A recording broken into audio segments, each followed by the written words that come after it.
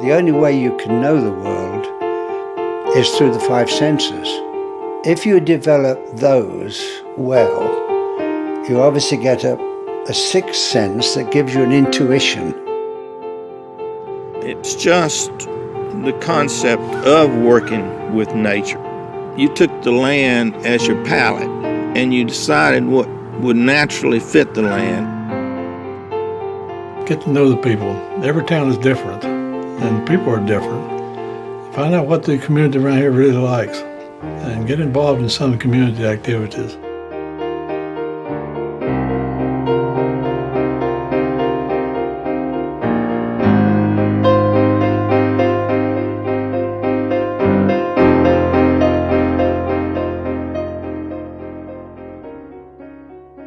Landscape architecture involves the relationship between people, buildings, and the environment. Frederick Law Olmsted is considered to be the founder of American landscape architecture. Among other landmark achievements, he designed Central Park in New York City and the Biltmore Estate in Asheville, North Carolina. But North Carolina has its own pioneering professionals. Lewis Clarke was one of the first to teach landscape architecture in the state. Richard Bell fought to make it a licensed profession in North Carolina, and Kenneth Coulter was able to preserve critical pieces of the North Carolina landscape. All three were pioneers, all three were practitioners, and all three left their imprint upon the landscape of North Carolina. I'm landscape architect Mindy Arthur, and this is their story. Lewis Clarke hails from Carlton Notts, England. As is true for Richard Bell and Kenneth Coulter, Lewis grew up with a deep love of nature and all living things. Lewis studied architecture in England. While he was in the British Army, he experienced different landscapes in the Far East. He received a Fulbright grant to study at Harvard, and when he was hired to teach at NC State in 1952, he was only 25 years old. Suppose this. We're going to draw two shapes.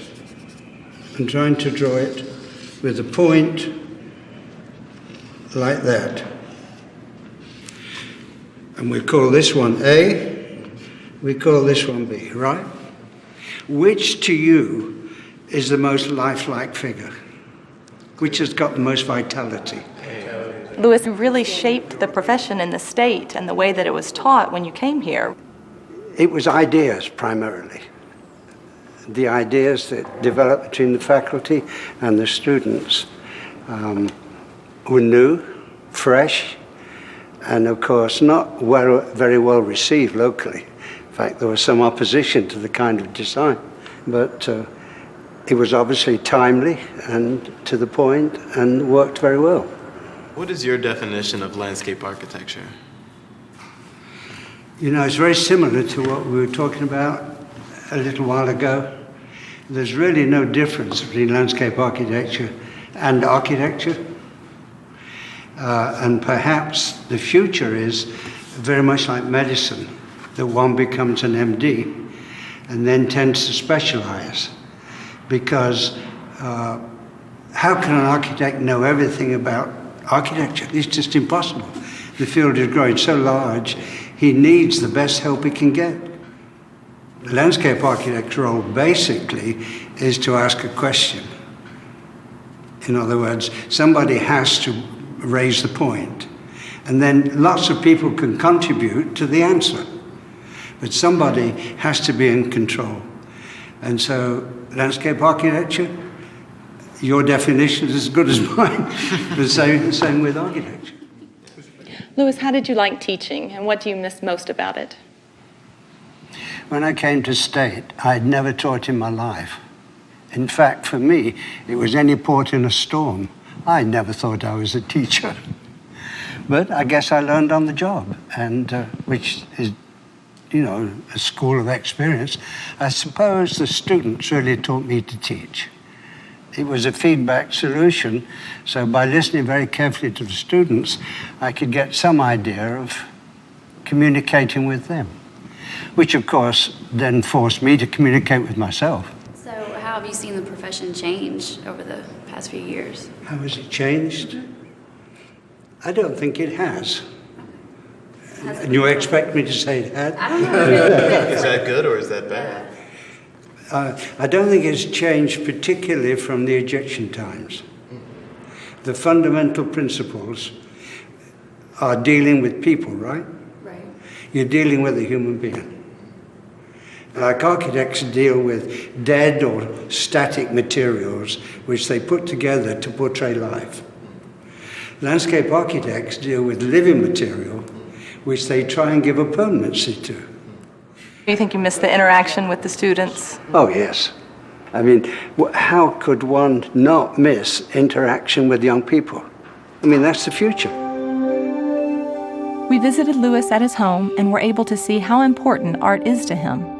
His house is filled with drawings, paintings, and other creative work, as well as framed architectural designs and drawers of blueprints, evidence of a career that spans more than 50 years. What do you think inspires you? What do you find inspires you the most? Living. And the same for landscape architecture, you think? Pretty much, yes. For landscape architecture, it's people. And that's the main thing.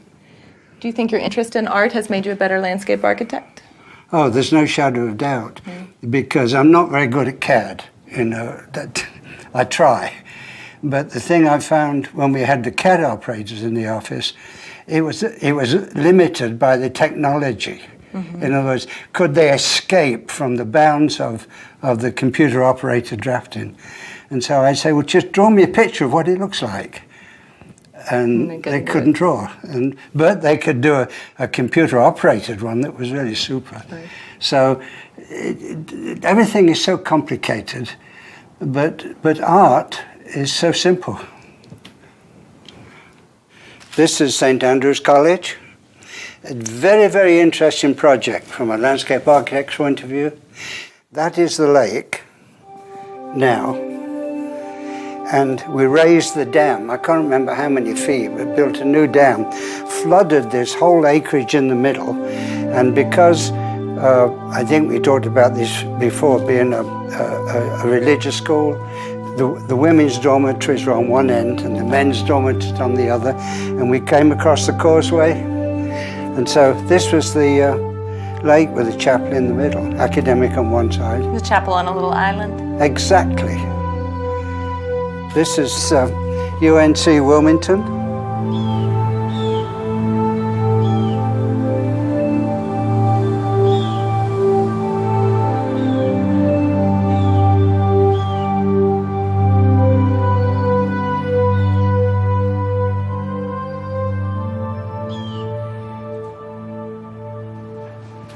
Lewis, the whole time you were teaching, you were practicing as well, right?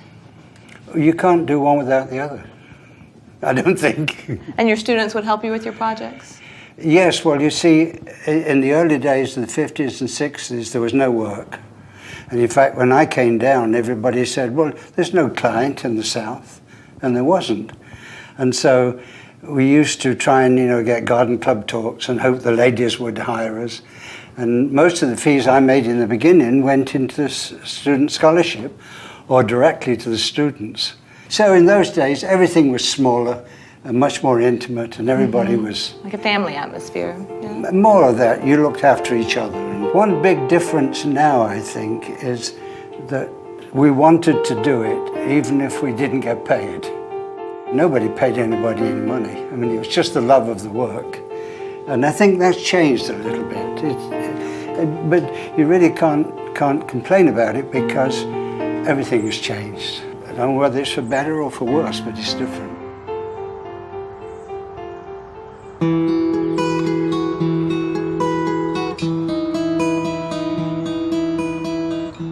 Born in Manteo, North Carolina, Richard Bell graduated from NC State's School of Design and won the prestigious Prix de Rome to study at the American Academy of Rome. Dick traveled to some 30 countries observing the relationship between art and culture. As one of the first practitioners in the state, Dick sought to establish registration for landscape architects in North Carolina. One of his crowning achievements is the amphitheater at Meredith College, a place of beauty and memory. It really served for what they wanted it to finally be, which was a kind of a passive recreation area. We always when we spoke to the trustees. We said, this is where the girls can come sit. If they have dates on Saturday afternoon or Sundays, it's wide open, and they can have their dates out here. If they want to do watercolors and sit out here as classes, they can. But they decided they would have a formal May Day program out here when it first was open, and they were gorgeous. And then they had their graduation exercises. And then different high schools would have graduation exercises out here. So it got a fair amount of use, passive use. When you decided to go into landscape architecture, do you think that was one of the main things that drew you to it? The idea of creating places and spaces and experiences for people? Well, having been raised on Roanoke Island during my formative years and being with trees and sand dunes and things like that, I was more attuned to the feeling of openness in land and the forms on it. So many of my projects reflect that. But that has inherently been in my design. My palette was nature. My colors were trees, were the resultant landforms. And I always felt very strongly that I was creating something for posterity. Dick and his wife Mary Jo created one of the first mixed-use developments in North Carolina. They named it the Water Garden and nestled their home, offices, and art gallery into the beautiful woodland site. Once a month, they would host an open house and welcome artists, architects, and the general public into their home. Dick, where did you come up with the name for the memoir that you're writing, Pebbles in the Pond? I felt like somehow, if I could envision and explain what a pebble is in a pond, then my books ought to reflect that, because it is a pebble that you toss in the pond, and the concentric circles spread out from that pebble, and they hit the shores somewhere. So you're part educator, part philosopher, a good part artist, ecologist, scientist. You have to encompass all these things, and then you have to convey all that information to the client so that they can, with you, work out the best solution. You're not spoon-feeding it to them, you're reasoning with them. And if they have questions regarding what you're saying to them, take all the time in the world, because you've got their attention, and attention is worth 10,000 pictures, just like a picture is worth 10,000 words. Those kind of ideas is what makes magic in the design. You constantly evolve a project out of it, just as you say. So you don't limit yourself to the place. You don't limit yourself. Yeah. You start seeing what you can make happen. Do you think that the philosophical and artistic passion, is that teachable? It's damn teachable, and it's where we have failed miserably in the last 50 years by not teaching that. So you think there needs to be more art classes and... Not so much art as I think psychology classes dealing with the creation of spatial design. And if you have to start with one room in a house and work with interior designers and then explode the house to a real domicile for growing up your children, and then expand that to the yard and say, well, I want to save this oak tree which has been here 100 years because I want to get the thrill of age on my land again. The thrill of age is gone. We have no history of age. You go into a mountain town in Italy and you will find a mega tree right in the middle of all that stonework and right in the middle, just growing out of the pavement. And the thing is 100 years old, and it's magical right there in that spot. But if you planted 50 of them in a line, what have you got? You got 50 trees in the damn line, which is not creative. That's just hitting your computer and saying put them on 30-foot centers and it'll meet the code, and that's what we're dealing with now, codes that have nothing to do with design.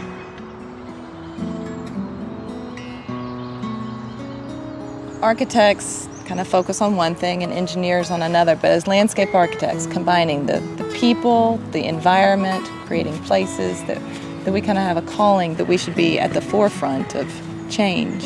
as landscape architects, we're best as designers when we become psychologists or psychiatrists, and we try to understand all the things that are happening to our environments and try to compensate for that by showing different new ways to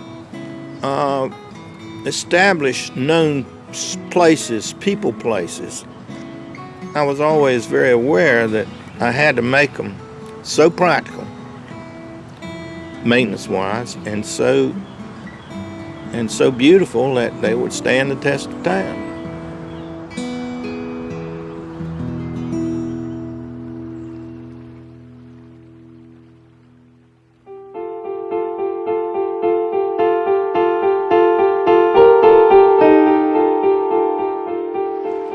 Kenneth Coulter, born in Hickory, North Carolina, also went to NC State's School of Design. In fact, he had Lewis Clarke as a professor. After graduation, he worked for a Kansas City company that was involved with encouraging the city to preserve undeveloped areas to make parks and open space corridors. Bringing this philosophy back to North Carolina, Kenneth applied it to the New Hope Creek project. Kenneth, what drew you to landscape architecture? Initially, growing up in nursery, and grandfather, my father, a bunch of uncles all had nurseries. And then my older brother got involved in the program at State, landscape architecture. So it was a natural, just I followed big brother. You started the program and you realized maybe you didn't really realize before you went in what landscape architecture was. Maybe you thought it was going to be more like nursery and horticulture maybe. Mm-hmm. And there was a lot, back in the early days of the school, we took courses in the horticulture department, propagating plants and plant identification. It was taught by the horticultural department. Now it's all, I think, in-house. But I really didn't get set on what I really wanted to do until I went 4 years and ran out of money and my grades were getting low, and so I wanted to get a deferment, but it was during the Korean War, so I quit. And the ROTC people said, well, we can give you a commission because you've done all the required work for a commission. I said, give it to me so I can get out and get in and get back out. So that was, when I got out of the Army after 2 years, I knew what I wanted to do. Refocus. So when I went back to school, it was no messing around, no all-night projects and that kind of stuff. You were ready to get out there and just do it? I was ready to do it. Landscape architecture involves the land and the arrangement of elements on the land, and trying not to overgrade, work with the land, the low areas, and don't completely flatten it out and put a building on. Kenneth provided leadership for the New Hope Creek project, a preserved open space between Chapel Hill and Durham. He saw the rapid growth occurring in the area and feared there would be no green space left for wildlife or for people to enjoy. About 1,800 acres have been preserved. You look at the history of this road between Durham and Chapel Hill. When it was first put in a single-lane road and it promised it wouldn't be highly used and overdeveloped. Then it widened to 4 lanes. Then the development started creeping in both sides. So you realize that eventually it's all going to be commercial, like the boulevard out there, or downtown boulevard in Raleigh. And then we started really looking at it, and look at the creek coming out of Duke Forest and going down to Jordan, and the wildlife, it's a tremendous wildlife area, but that's really an obstacle. I'd already worked on a master plan for the city and where put trails along creeks and all that. We'd walk about every creek. I hadn't walked New Hope yet, and after I walked it, man, we've got to preserve this. At the beginning, most of the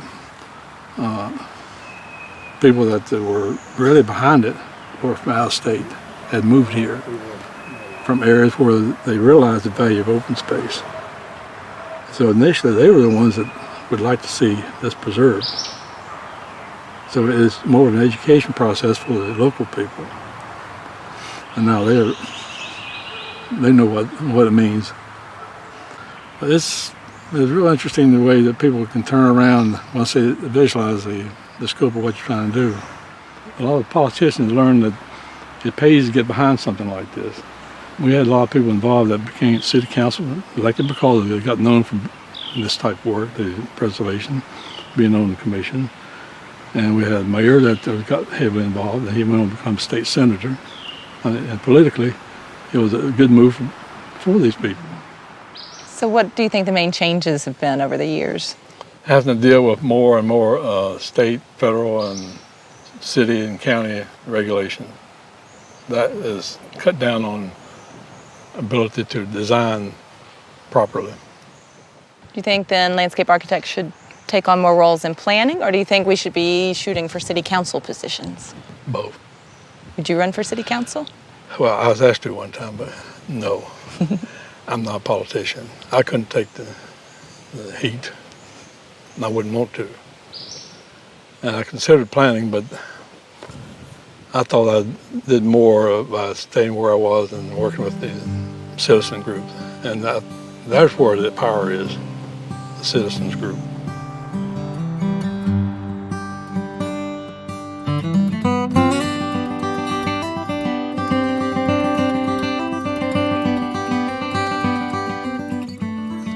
I like to think that I accomplished something in my lifetime, something that would survive, and I think the open space work would survive.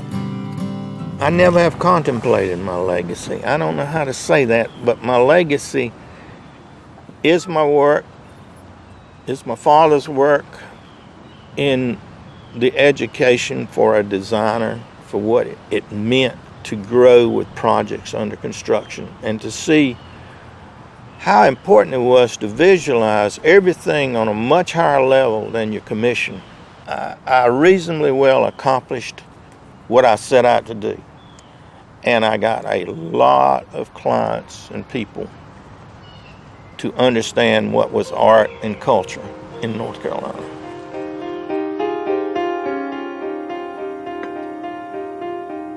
My legacy? Wow. I suppose it would be something like, he certainly tried. I can't think of anything that I would, say, I've got to leave this behind or something. Because a lot of my work is now being torn up.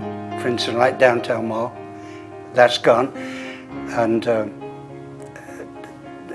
I'm pleased to have, done the master plan for the zoo, and perhaps for many buildings. For instance, we did majority of the community colleges, most of the college, but this is in no way kind of a bragging situation. It's a statement, because there was nobody to do the work.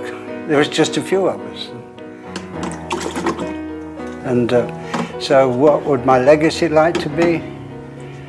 I suppose my first statement that he tried, would be as good as any. History will decide, not me.